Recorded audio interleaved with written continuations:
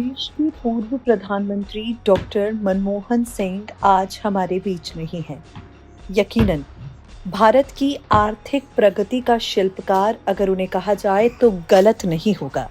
हालांकि सौम्य, ईमानदार, बेहद पढ़े लिखे मनमोहन सिंह के प्रधानमंत्री बनने का किस्सा बेहद अजीब है। मनमोहन सिंह गांधी परिवार के काफी ज्यादा करीब थे।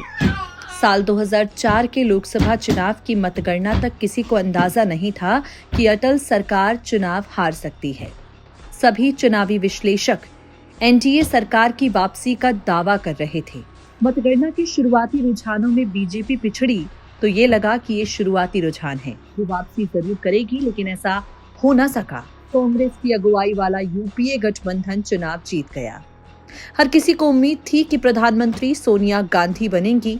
हालांकि 1998 में सोनिया गांधी के राजनीति में आते ही विदेशी मूल के मुद्दे को लेकर शरद पवार, तारिक अनवर और पीए संगमा जैसे कांग्रेस के नेताओं ने पार्टी छोड़ दी।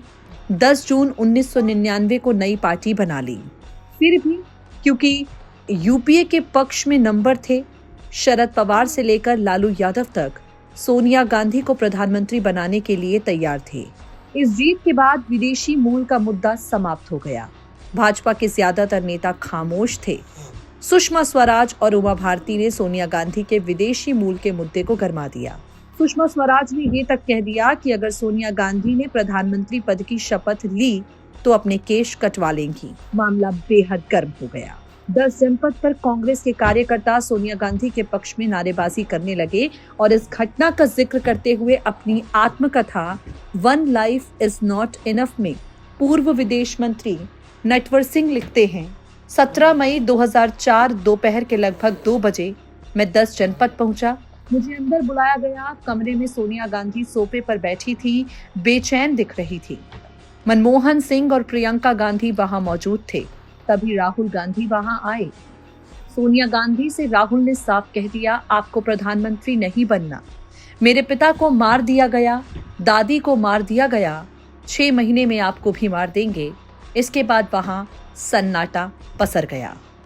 राहुल गांधी ने सोनिया गांधी को उनकी बात मानने के लिए 24 घंटे का वक्त दिया।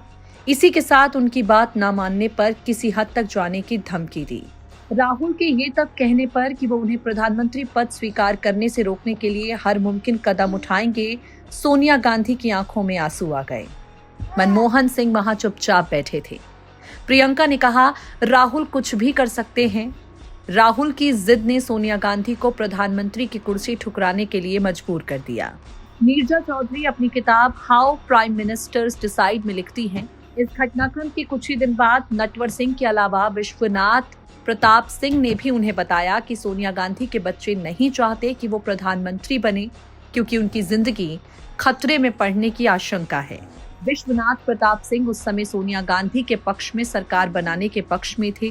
नीरजा चौधरी से सोमनाथ चटर्जी ने भी विश्वनाथ प्रताप सिंह के कथन की पुष्टि करते हुए कहा, हमने तो उन्हें प्रधानमंत्री के तौर पर स्वीकार किया था, लेकिन उनके बच्चे नहीं चाहते थे।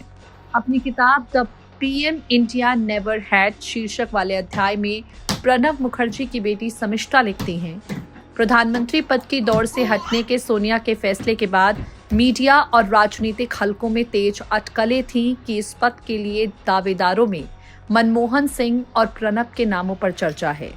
मुझे कुछ दिनों तक प्रणब मुखर्जी अपने पापा से मिलने का मौका नहीं मिला क्योंकि वो व्यस्त थे, लेकिन मैंने उनसे फोन पर बात की। मैंने उनसे उत्साहित होकर पूछा, क्या आप प्रधानमंत्री बनने जा रहे हैं? उनका 2 टूक जवाब था, नहीं, मुझे प्रधानमंत्री नहीं बनाएंगी, प्रधानमंत्री मनमोहन सिंह होंगे। आपको बता दें, यहाँ पर मनमोहन सिंह को प्रधानमंत्री बनाने का फैसला लिया गया।